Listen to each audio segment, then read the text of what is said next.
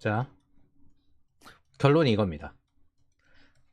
원래 제왕학이라는 게 어떻게 돌리냐면요. 추출경제식으로 돌리거든요. 결핍을 통해서 절박함과 흥분됨 그리고 망각화를 활용하는 거예요. 이게 이유가 뭐냐면은 경영자 입장에서 여러분들이 그 자리에서 그 일만 계속하고 제 몫을 해주길 바라지, 딱 1인분 해주길 바라지, 계속 성장해가지고 다른 회사 이직하고 전직하고 혹은 다른 경영자가 되어서 내 경쟁자가 되고 이러길 바라겠습니까?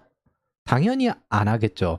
예를 들어 인사 관련된 노력이라 하면 어떻게 하면 이직을 막을 수 있을까, 이런 걸 고민을 해야지, 여러분들이 어떻게 하면 성장해서 돈을 더 많이 받고 연봉을 올리고 그런 걸 할까, 그런 걸 고민하지 않습니다. H1B 비자가 그 가장 대표적인 거잖아요.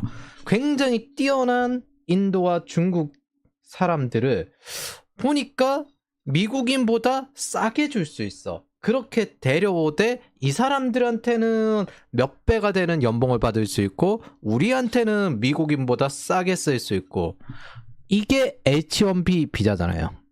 그런 것처럼 모든 경제학, 경영학은 이런 식으로 돌아갑니다. 제왕학이란 건 결핍을 어떻게 활용할 거냐, 절박하게 활용할 거냐, 흥분되게 활용할 거냐, 그리고 불리한 건 있게 만들어야죠. 모르게 만들어야 됩니다.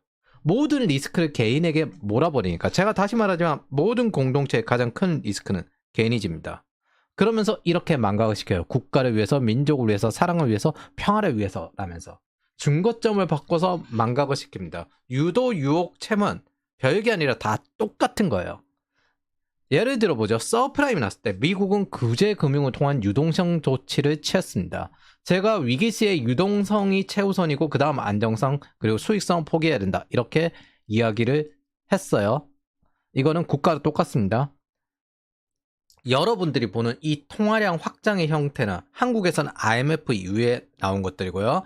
미국에서는 서프라임 이후 늘어난 것들입니다. 이런 상황에서 정부가 할 수 있는 건 경제 체질의 변화가 아니죠. 이미 사고가 났는데 경기 대응을 통한 경기 확장을 이야기합니다. 보통 사람들이 경제 체질의 변화와 경기 대응을 통한 경기 확장을 구분하지 못해요. 경제 체질의 변화는 혁신, 구조개혁 이런 것들을 통해서 만들어지는 국가의 코어고, 경기 확장이란 건 광고, 소비, 자영업, 판매 이런 게 늘어나는 것들입니다.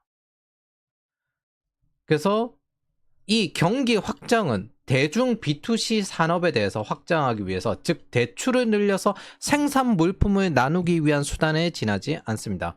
가장 대표적으로 관광사업 늘리는 게 이 경기 확장 중에 하나예요. 주택도, 대학 학자금도, 자동차도, 그리고 신용카드도 이 4대 론들 전부 대출 받아서 나옵니다. 이게 경기 확장입니다. 집 사십시오 라고 하는 것들이 경기 확장이에요.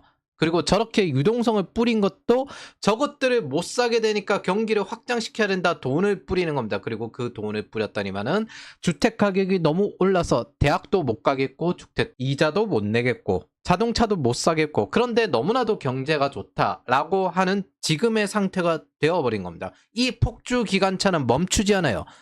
끝없이 진행할 겁니다. 머스크가 하는 거 오직 이거 대응이에요. 이 통화량을 대응하는 겁니다. 로보택시 가지고 차를 안 사도 됩니다 만들려고 하는 것과, 두 번째 모듈러 주택 할 테니까 이 모듈러 주택 쓰십시오 라고 하는 것들과, 그리고 코인 장난질을 통해 가지고 이 통화량을 시스템 대응을 하라는 것들, 거의 대부분 피터 틸이나 머스크 쪽에서 하는 것들 전부 여기에 관련된 것들입니다. 그리고 대학 가지 말라 이런 것도 있었죠. 어느새 여러분들은 이 이야기를 듣는 동안 망각했습니다. 잠깐만, 이 서프라임 원래 어떻게 생겼더라? 서프라임? 밀턴 프리드먼이 연간 5%씩 연준의 본원 통화량만 증가시키려고 했거든요. 근데 그린스펀은 재량적으로 조절을 했습니다. 그리고 클린턴 행정부가 전국민 집값기 운동했을 때 밀턴 프리드먼이 비판했습니다. 그런데 그것들이 방치되었죠. 뭐야? 시카고 학파와 완전 반대 짓을 하면서 적용한 건 자유무역 하나밖에 없어요. 그러면서 이 사고가 터진 겁니다. 그리고 비판은 뭐 시카고 학파를 했죠. 봐, 정부의 힘이 필요하잖아. 이러면서. 근데 그 원인은 어디에 있어요? 정부가 재량적으로 한 케인즈 학파적 접근을 했습니다. 사실상 시카고 학파의 말을 들은 건 자유무역밖에 없어요. 제3의 길은 정치권 마음대로 하면서 시장에 자유롭게 개입하여 폭탄을 키우고 그런 다음 폭탄이 커지니 다음 유동성을 지출해서 이 지경까지 왔습니다. 저 이후부터 계속 돈을 풀어서 이 지경까지 왔어요. 케인즈적 접근으로. 케인즈적 접근으로 사고를 만들고 케인즈적 접근으로 유동성을 뿌리고 여기 왔습니다. 어느 순간 여러분들은 이 원인이 케인즈적 접근이었다는 걸 망각하고 다시 또 케인즈적 접근으로 유동성이 뿌려졌다는 걸 망각하고 다시 또 팬데믹의 케인즈적 접근으로 유동성이 뿌려졌다는 걸 망각했습니다. 혹은 몰랐을 수도 있죠. 그건 더욱더 통치자 입장에선 감사한 일입니다. 이 모든 것들이 우리에게 감세 효과, 일종의 중력처럼 만들어졌습니다. 그래서 저기 밖에 대한민국 산업혁명 주역인 같은 시간 동안 노인들은 리어카를 끌게 되었고요. 한 오전 10시부터 11시 정도 거리를 돌아다녀 보십시오. 좀 대도시에 사시는 분들은. 노인들은 리어카를 끌고 있고 중년 여성들은 양산을 쓰고 다니면서 하하호 커피숍에 수다를 떨고 같은 시간 동안 중년 아저씨들은 회사에서 허덕이거나 아니면 길에서 일을 하고 있고 청년은 취업을 못하는 이 꼬라지가 펼쳐지고 있는 상황입니다. 이게 통화량의 수혜를 받았느냐 혹은 이용했느냐 아니면 불행을 맞았느냐 아무것도 못하고 이걸로 결정이 나는 겁니다. 그렇게 부동산이든 주식이든 시스템을 해칭하는 수단의 도박장처럼 달려들게 된 것이 지금 현재 전 세계 모습입니다. 부동산에 달려들든 S&P 500에 달려들든 이게 메인이 되어버렸어요. 한때는 이게 노후를 대비하는 용도였는데 이게 돈 버는 수단의 주력이 되어버렸습니다. 장단컨대 이 폭주기관차는 절대 멈출 수 없습니다. 고령 은퇴가 늘어날수록 그래요. 그래서 그걸 벗어나 보겠다 혹은 시스템 해칭이라도 해보겠다 그런 것들이 비트코인이잖아요. 그러다 보니 우리는 생산성과 커리어라는 본질을 잊었습니다. 정치인도 투자자도 창업자도 커리어는 있어요. 정치인들도 이제 민주노총 간부 출신으로 아예 정부 장관직까지 할 수 있는 그런 상황이 되어버렸습니다. 자, 저는 이 직업편을 통해서 생산성과 커리어를 통해 시스템을 탈출해야만 한다고 말하고 있는 겁니다. 이미 당선 이후부터 급증하고 있습니다. 이민에 대한 여러 가지 이야기가. 제 주변 사람들도 이민을 알아보고 있어요. 이미. 그 전에 이미 많이 나간 사람들도 있고. 즉 어떤 시장을 택하는가 전부 다 행동하고 있다는 겁니다. 여러분들도 실행을 하셔야 됩니다.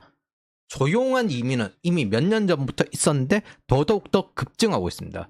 우리는 모든 자료가 다 있어요. 저는 공개를 했습니다. 우리는 이제 경제 체질과 화폐를 푸는 경제 순환에 대응하는 경기 확장이 일반 대중에게 어떤 고통을 주는지 알게 되었습니다. 이 중력을 이겨내야 됩니다. 우리는.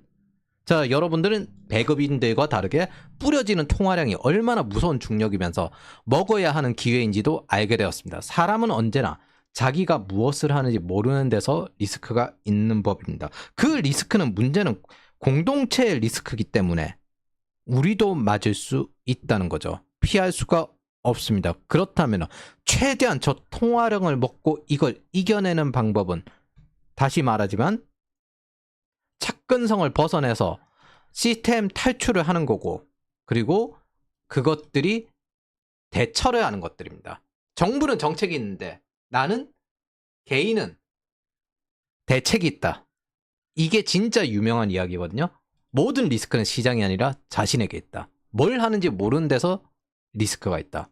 즉 우리는 생산성 성장률과 시장 규모 성장률 그리고 시장에 합쳐지는 혹은 경쟁에 관련된 할인율을 계산해가지고 겨냥을 잘 해야 됩니다. 어차피 우리가 하는 일은 글로벌 다 어느 지역을 가든 똑같은 일을 하게 되니까요. 결국에는 우리가 하는 일은 문제를 해결하는 일이지 인사이트를 가지고 문제를 해결하는 일이지 문과들처럼 지역, 로컬에 관련된 일을 하는 게 아닙니다.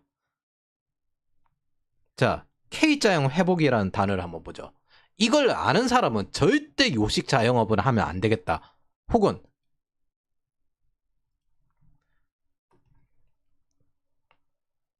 차라리 삼양라면이나 농심은 사도 그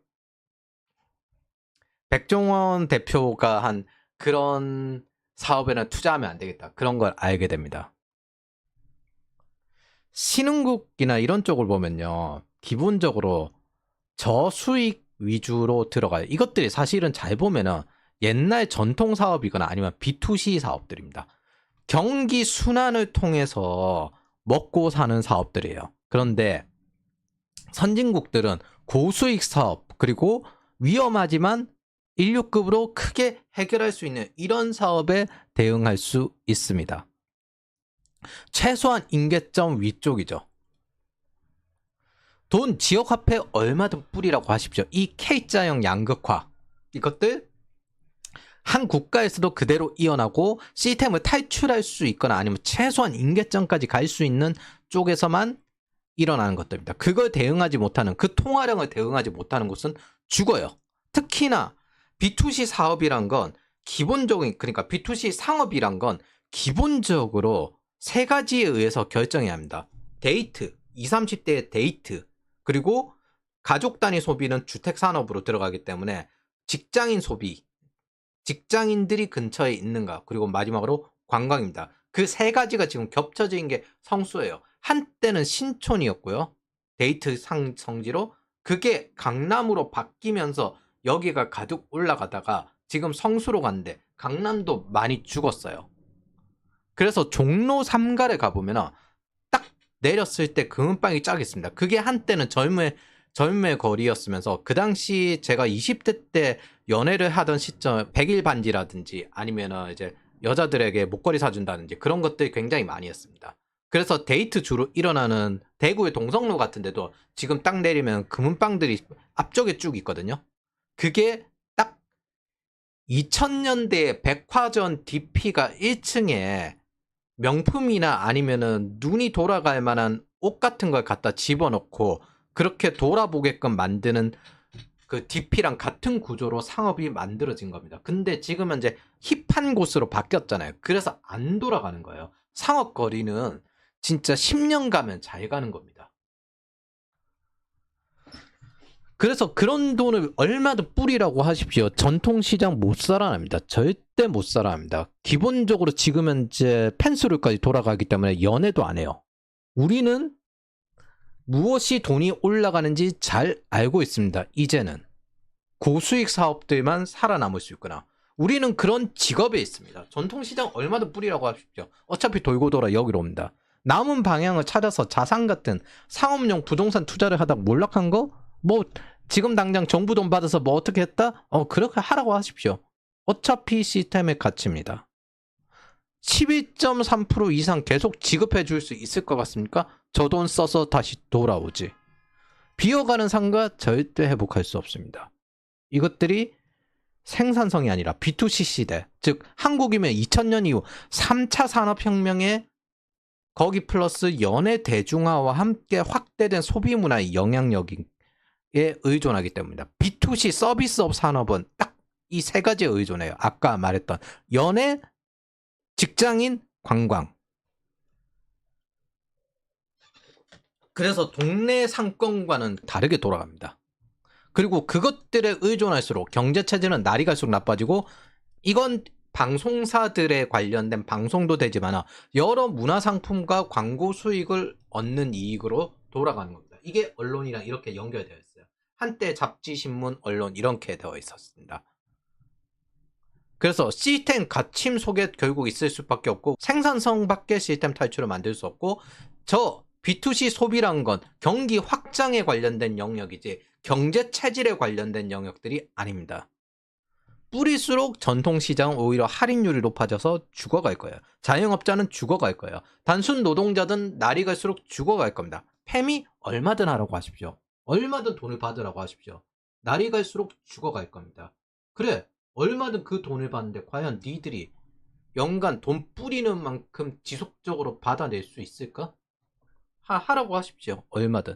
이 통화량이랑 중력은 절대 이겨낼 수 없습니다. 저걸 이겨낼 수 있는 건 생산성과 시장 성장률에 의한 거니까. 생산성 증대도 없고 더 이상 시장 성장도 없다 못해 이제는 연애를 안 하고 인구가 줄어드는 상황이라면, 사실 지금 현재 연애할 때입니까? 국가 자체가 이렇게 하지 말고 들이대고 있는데, 뭐 좌파들의 지금 거대 담론이 디파퓰레이션과 마이그레이션, 그러니까 그 인구 감축과 이주잖아요. 지금 그거 할 때입니까? 저 인플레이션, 저 통화량 대응을 해야지. 그리고 지금 먹을 게 너무 많은데. 자, 그렇게 해서 애초에 시스템 계층 분리가 일어나고 있습니다. 여기와 여기에 시스템 계층 분리가 일어나고 있어요. 우리는 저 계층 분리되는 쪽으로 가야 됩니다. 이 시스템 계층 분리를 막잖아요. 경제 체질 자체가 무너집니다. 쉽게 말하면 시스템 자체가 무너진다는 뜻이에요. 상위 산업들은 국가 자체의 체질을 책임지는 핵심 생산성이니까 직장인 지대가 무너져 버리는 거예요. 노조, X86, 페미 얼마든 하라고 하십시오. 선택은 그들이 했습니다. 여러분들이 해야 될 건 동정하지 말아야 됩니다. 어차피 썩은 열매는 떨어집니다. 불교 경전에서든 성경에서든 어차피 네가 개인적으로 복수하지 말라고 해요. 왜? 알아서 떨어진다고. 너는 그냥 성장하는데 시간을 쓰라고 해요. 이게 고대부터 이어져 온 동서고금의 지혜입니다.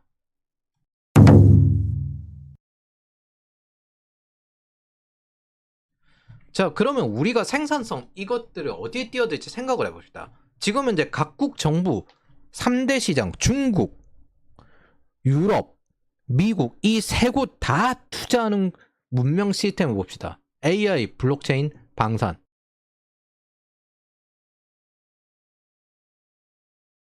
요 세 가지입니다. 이 세 가지가 핵심이에요. 유럽이 하든 중국이 하든 미국이 하든 이 세 가지에 핵심적으로 투자하고 있습니다. 이거 뭐 어떻게 하든 간에 있잖아요. 클라우드 들어와요. 뭐 이더리움? 어차피 이더리움 네트워크 그거 클라우드 쓸 거잖아요. 솔라나? 어차피 클라우드 쓰잖아요. 거기에다가 자체적인 데이터 센터랑 합쳐서 하이브리드 클라우드 쓰잖아요. 어차피 그 클라우드 설계할 수 있는 사람이 필요해요. 지금 현재 전력이 부족하고 그러다 보니까 반도체랑 데이터 센터 하드웨어 인프라만 하고 있지, 클라우드 저거 시스템을 아키텍처를 구성하는 소프트웨어와 인력에 관련된 건 어차피 붐이 확정되어 있어요. 저 정도로 인프라가 커졌으면 그 사람들이 들어갈 수밖에 없습니다. 그 인프라, 소프트웨어 관련된 인프라 그리고 인력에 대한 확정이 되어 있고 그것들이 확장될 수밖에 없습니다. 아직 안 떴을 뿐이에요. 사실 확장되고 있습니다. 시스템을 두 가지로 나누면 이렇게 나뉘어요. 각국 정부가 투자하는 다음 문명의 시스템. 이건 뭐? 캘리포니아에 황금을 캐는 자들이 뛰어드는 겁니다. 미국 정부가 근본의 시절에 저 당시 때 금 생산량으로 그 화폐를 연동시켜는 근본이제였는데 금이 부족해요. 그래가지고 고생하다가 금이 추가 생산되어가지고 해결을 했거든요. 그랬던 것처럼 지금 현재 화폐만큼 부족한 생산성과 국채를 여기서 보충하려고 하고 있습니다. 두 번째, 황금 캐는 자들이 무조건 착근성을 가질 수밖에 없는 핵심 인프라. 뭐? 우리는 저 금 캐는 사람들에게 물, 그 다음에 곡괭이, 청바지 팔아먹는 사람들이에요. AI든 가상자산이 올라가든 방산이 올라가든 결국엔 클라우드로 수렴이 됩니다. MSA 구조, 스케이프리 구조가 아니면은 계속 바꾸면서 새로운 생산을 할 수 없습니다. 소프트웨어를 만들 수가 없어요. 데이터 센터도 최소한 티어 3 이상 데이터 센터가 필요하고 반도체와 많은 GPU가 필요하겠죠. 그리고 이 모든 건 딱 하나를 겨냥합니다. 막대한 전력 시스템. 막대한 전력 시스템. 지금 이게 제일 부족해요. 결국에는 이 유틸리티를 커버하려면 원자력밖에 없는 겁니다. 그리고 최대한 유가를 낮추는 것밖에 없는 거예요. 그러지 않으면 저 선순환은 돌지 않고 그걸 돌리면서 경쟁에서 앞서서 헤게모니를 잡아야 되는 겁니다. 챗GPT는 구글과 같은 메시지지만 10배 이상의 전력을 소모합니다. AI 하나만일 수도 없어요. 기존의 AI 하나만 나오겠습니까? 챗GPT 외에 계속 나오겠죠. 계속 확장될 거고 사용량도 늘어날 거예요. 이게 다음 문명의 핵심 생산성이니까. 스타게이트 프로젝트, 이것도 인프라 프로젝트고요. 광주에 뭐 신재생 에너지 몰아주고 AI 데이터 센터 넣으려는 것도 인프라 프로젝트고, 중국이 하는 것도 반도체 열심히 만들어서 AI 프로젝트 늘리려고 하는 거고, 유럽이 하는 것도 똑같습니다. 즉 변하지 않는 게 무엇인가? 변화할 때 그걸 봐야 되는데, 변하지 않는 건 이겁니다. 인프라. 이것들은 변할 수 없습니다. 그냥 규모가 커지는 것 뿐이에요. 이게 어떻게 변하든 간에 이건 변할 수가 없어요. 우리는 청바지를 팔아야 되고, 곡괭이를 팔아야 되고, 생수를 팔아야 되고, 식량을 팔아야 됩니다. 우리가 디펜스 기반의 사이버 보안과 클라우드 보안을 담당하는 것들이 이것들입니다. 그래서 지금 현재 턴은 밸류 애드 턴입니다. 과거에 했던 거 복습을 해보죠. 2023년 정보보안 취업 지도입니다. 지금 현재 딱 요 정도 수준이라고 생각해요. 저는 여기까지 안 넘어갔다고 생각합니다. 요 정도 수준이라고 생각합니다. 그리고 프로덕트 그룹이라고 해서 기본적으로 여기서 소프트웨어를 만들던 그룹들이 이제는 아키텍처 설계로 넘어오지 않으면 안 될 겁니다. 우리는 밸류애드 그룹 쪽에서 원래 있던 사람들이죠. 신규 투자는 여기에 일어나고 있고, 정부 주도의 신규 투자가 더욱 강화되고 있습니다. AI 쪽으로 점점 투자가 일어나는 쪽, 돈 되는 AI 하라는 건 이쪽이죠. 그래서 지금 밸류애드 그룹, 우리가 있는 곳으로 투자가 일어나고 있습니다. AI 얼마든 하라고 하십시오. 어차피 우리 사용하는 곳으로 계속 쓰게 될 겁니다. 전통적인 보안 프레임워크에서 이런 신규 투자가 계속 일어날까요? 아닙니다. 클라우드 보안, 각종 옵스들, AI 옵스, ML 옵스, 섹옵스, 데브옵스, 이런 것들에서 투자가 일어나게 될 겁니다. 우리는 기본적으로 투자금으로 연봉을 받으니까. 2024년 정보보안 취업 지도를 보면요, 제가 이렇게 이야기했습니다. AI is everywhere. 2022년부터 되고 있다. 그리고 밸류애드 그룹이 프로덕트 그룹을 죽이고 있다. 이제 디자인도 애매한 상태까지 왔어요. 제품 기획도 애매한 상태까지 왔어요. 왜? 이쪽 사람들이 이거 없이도 할 수 있게 되었기 때문에. 최근에 IBM은 8,000명을 해고했고요. 마이크로소프트는 코더들을 다 해고했고, 구글에 남은 생산성 있는 인재들만 남기고 있습니다. 아마존은 중간관리직, 즉 관리직을 해고하고 있습니다. 이게 무슨 뜻일까요? 단순 선형적인 일들은 이제 AI로 충분히 할 수 있으면, 두 번째, 코더급은 필요 없다. 아키텍처 디자인 이 정도 하는 정도 사람들만 필요하다. AI로 갖다 쓸 수 있으니까. 시니어들의 생산성은 극단적으로 높아집니다. 한때 실리콘밸리는 주당 120시간 일을 하는 걸로 유명했어요. 뉴욕도 원래 주당 100시간 이상 일하는 걸로 유명하죠. 근데 세르게이 브린이 최근에 이렇게 말했어요. 주당 60시간 하자. 우리가 생산성에 집중해서 주 60시간 하자. 이게 워라벨화 되었다는 거죠. 워라벨화.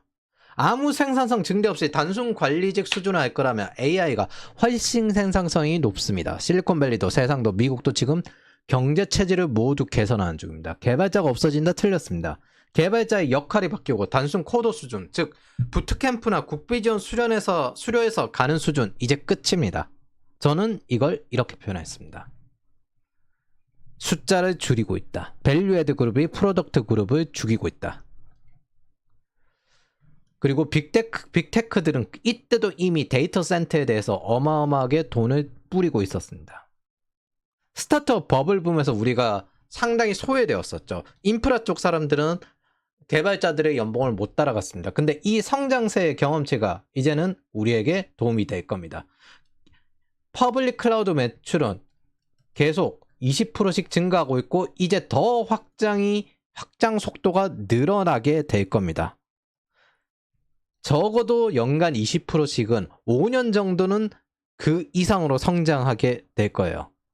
제가 시장 규모 성장률이라는 요소를 넣었을 때 우리가 겨냥해야 될 부분, 클라우드라고 이야기했습니다. 이 할인율, 그러면 어차피 우리가 있는 직업들은 사람이 적어요. 이미 어느 정도 공부를 상당히 하고 들어가야 되는 영역들이기 때문에, 아키텍처 설계이기 때문에, 혹은 옵스이기 때문에, 그래서 적어요. 그럼 남은 거는 투자금이 많고, 그리고 경험을 많이 쌓을 수 있으며, 경쟁이 적으며, 즉 사람이 어려워서 잘 못하는 영역이며, 무엇보다도 세금이 낮은 거, 그런 나라로 가야 되지 않겠습니까? 싱가포르, 두바이는 취업하기는 별로 안 좋습니다. 싱가포르라든지 미국이라든지. 할인율적인 관점입니다. 어려운 건 우리는 따지지 않습니다. 그냥 합니다. 되든 안 되든. 원래부터 우리는 불가능에 항상 도전해오던 조직입니다. 자, 사이버 보안 역시 글로벌 시장에서는 연간 11% 성장합니다. 그런데 이 두 가지를 결합하면 클라우드 보안, 데브세옵스 이걸 선택하면서 생산성을 높이고 할인율을 낮추는 목표를 가지고 있습니다. 2021년부터 진행해온 우리의 노력이 여기에 속하고 있는 거예요. 달라진 건 한국의 할인율이 높아졌다. 작년과 달라진 건 이거 하나밖에 없습니다. 한국의 할인율이 높아졌다. 우리는 어려운 건 중요하지 않습니다. 우리는 시스템 탈출 조건에 적합한 산업을 택하고 거기에 적응하고 방법을 찾아냅니다. 정부는 정책이 있지만 개인은 대책이 있어요. 그리고 그걸 우리는 제시합니다.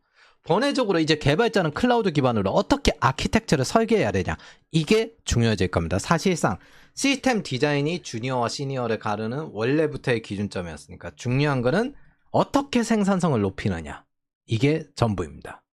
그리고 이건 할인율적인 장점이 만들어집니다. 우리가 하는 일들은 한국의 할인율은 세금이 계속 증대할 거고 연금의 위험도 커지고 있고 본래 시장도 작은데 저성장으로 가고 있고 규제 문제는 더 이상 해결되지 않고 있으며 자유진영에 벗어나서 사회주의 진영, 친중 진영으로 가고 있습니다. 여러 가지 경제 제재를 받겠죠. 사실상 G7의 전쟁 선포한 거랑 비슷한 급이에요. 근데 이 문명 공동체는 여러분들에게 더 이상 번영, 자유, 안전, 법치주의를 약속하지 못하고 있습니다. 여러분들의 부모일 수도 있는 중년들의 착취와 패미들의 비효율, 그리고 도박과 같은 부동산과 난민 받기나 늘리고 있습니다. 이곳에 남을수록 여러분들의 뛰어난 능력이나 도전하는 그 정신은 생산성 착취 대상이 될 것이며 세금 착취 대상이 될 겁니다. 오랜 시간이 지날수록 남은 돈의 구매력은 줄어들 것이며 결핍을 통해서 여러분들에게 절박함과 흥분됨 그리고 망각화를 진행시킬 겁니다. 어느 순간 이 원인이 어디서 일어나는지 까먹게 될 거예요. 그리고 여러분들은 그때쯤에 맹목화될 겁니다. 자, 영어를 하는 거에 따라서 저 반대 시장을 한번 살펴보십시오. 여러분들 인생에 이 한국 시장의 할인율이 이렇게 돌아갈 때 저 반대 글로벌 클라우드 시장을 보십시오. 여러분들 인생에 미국, 유럽, 중국, 인류 최고의 문명들이 앞다투어서 모든 것을 걸고 서로 견제하면서 투자하는 곳이 마침 내가 있는 산업이구나, 내가 있는 직업이구나, 그게 될 가능성이 얼마나 될까요? 참고로 이 시장들이 투자한다고 한국의 시장이 커진다는 장담할 수 없습니다. 그리고 한국은 커져봐야 거기서 거기죠. 할인율도 높죠. 자, 여러분들이 만약 이 인류사가 투자할 만한 영역 이상의 것이 있다면 그곳으로 가십시오. 지금 제가 말하는 건 기회비용입니다. 우리의 역량은 국가가 바뀐다고 해서 달라지지 않고 하는 일도 달라지지 않습니다. 우리는 결국 문제를 해결해야 하는 사람들이기 때문에 한국이든 미국이든 같은 문제를 마주해요. 근데 받는 대우와 시장 규모는 다를 겁니다. 원래 한국의 전략은 이거였어요. 그래, 미국보다 매출은 적어. 근데 네가 여기서 2억 5천 받으면은 너 잘 생각해봐. 생활비 미국보다 적게 든다? 이거 빼고 남는 돈 여기가 훨씬 낫다. 이런 식으로 제시하는 방식이었어요. 그런데 이제는 남는 돈이 훨씬 적습니다. 사실 그것 때문에 망한 게 독일이죠. 독일이 한국보다 연봉이 높을 수는 있어요. 근데 남는 돈이 훨씬 적어요. 그래서 임금이 오히려 연봉이 떨어져요. 그래서 일본으로도 안 가는 겁니다. 그 전략, 그 방식이 지금 현재 깨지고 있습니다. 세금이 올라가면서. 자, 그러면 여러분들은 이 기회비용에서 선택을 해야 됩니다. 한국에 남아서 무한히 착취당할 것이냐, 아니면 인류 최강국들이 투자하는 기회로 갈 것이냐. 후자를 택하기에 권합니다. 이게 여러분들이 지금 선택해야 할 기회고 기회비용이고, 행동해야 할 이 기회비용에 의한 이 선택, 둘 중 뭘 선택할 거냐, 이 차원 감소를 시켰을 때 이 두 가지에서 남습니다. 물론 사업가의 방향이라든지 그런 것들이 갈 수 있다면 훨씬 낫겠죠. 근데 이걸 보는 사람들 중에 당장 그게 되는 분들은 적을 겁니다. 자, 우리는 클라우드 영역에 뛰어들 기술을 준비하고 당신은 영어를 익히면서 무형 자산을 쌓아야 합니다. 우리가 돈을 벌 수단은 우리 생산성이고 그게 가장 큰 수익이란 걸 알 테니까. 자, 문명의 몰락은 운명이 아니라 선택이라고 했습니다. 그럼 위험은 뭘 하는지 모르는 데서 나옵니다. 여기에 어중간하게 남는 순간부터 위험은 더더욱더 커질 겁니다. 망각하는 것밖에 없을 거예요. 볼테르가 이런 말을 했습니다. 착각만큼 강력한 쾌락은 없다고. 다시 말합니다. 착각만큼 강력한 쾌락은 없다. 복수할 시간도 아까워요. 귀찮아요. 나이 들면 진짜 귀찮아요. 어차피 이 문명 공동체는 알아서 책임을 지게 될 겁니다. 다시 말하자면 책임은 개인이 가장 크게 집니다. 그 개개인이 집니다. 우리는 우리 삶을 설계하고 선택해야 됩니다. 이제 알았으니까 여러분들은 더 이상 이게 운명이 아닙니다. 망각에서 깨어났어요. 선택입니다. 이 배는 우리가 원하는 곳과 반대인 추출 경제 쪽으로 가고 있습니다. 생산성 경제에서 멀어지고 있어요. 우리는 생산성 경제로 가야 합니다. 시스템을 탈출하고 다음 문명으로 가십시오. 정부 돈 받아서 뭐 하는 사람들, 그래 정부 돈 받으라고 하십시오. 우리는 적당히 이용하다가 탈출해야 됩니다. 우리가 여러분들이 다음 문명으로 진출하도록 적극 도울 겁니다. 비전공자든 고졸이든 애초에 그런 사람들을 대상으로 시작한 조직이 여기입니다. 여기는 뛰어난 사람들이 뛰어나게 되는 곳이 아니에요. 여기는 못하는 사람들이 습관까지 다 바꿔서 준수하게 만들어지는 곳입니다. 단 의지가 있다는 하에. 비전공자든 고졸이든 상관없습니다. 당신이 플레이어가 되겠다면 환영합니다. 워라밸 따위 관심이 없이 살 사람이라면 환영합니다. 장기적 성취도와 자유를 중시한다면 누구든 돕습니다. 그리고 이 기회를 당신이 먹지 않아도 남이 먹을 겁니다. 그러니까 지금 움직이십시오. 우리의 목표는 플레이어이면서 사업가급 투자자가 되는 게 목표입니다. 즉 취업 이후에도 계속 공부하고 죽을 때까지 학습하고 죽을 때까지 분석하고 죽을 때까지 계획하고 죽을 때까지 실행하고 죽을 때까지 투자하고 그리고 그 투자 중에서 가장 크게 투자할 사람은 자기 자신이 되는 그런 사람들을 뽑습니다. 그리고 그렇게 만듭니다. 그래서 글로벌 커리어 플레이어가 되겠다면 상담 신청 주십시오. 그리고 지금은 이제 연애 따위 신경 쓰고 복수 따위 신경 쓰고 그럴 때입니까? 우리 삶과 기회비용이 지금은 이제 아까운 때예요. 이거 2, 3년 안에 먹어야 돼요. 2, 3년 안에. 요 타이밍이 그렇게 길지 않아요. 나이 들면 있잖아요. 복수도 귀찮아요. 사람들은 어차피 붙을 사람 붙어요. 그리고 생산성 있는 사람만 고르는 식으로 이 사람과만 관계를 맺어야 돼. 이렇게 합니다. 시간 제한이 있는 레이스예요. 덜 완벽하더라도 지금은 달려들어야 합니다. 한국은 지금 현재 위협이 커지고 있고요. 글로벌 클라우드 시장의 성장은 가속화되고 있습니다. 우리는 선택해야 되고 괜히 복수하느라 기회를 포기하지 마십시오. 제가 폭탄이라고 했잖아요. 폭탄 제조. 지금 서브프라임 이전에 폭탄이랑 똑같잖아요. 지금 현재 흘러가는 게 시한폭탄을 해체하는 게 아니에요. 멀어져야 합니다. 저 시한폭탄에서 멀어져야 돼요. 언제 터질지 몰라요. 그런데 터지긴 터져야 돼요. 결국엔. 저기서 저 시한폭탄에서 멀어져야 됩니다. 여러분은. 이게 제가 하는 말입니다. 여러분들의 인생을 이런 기회를 버리고 내버려 두지 마십시오. 큰 기회를 찾으러 가십시오.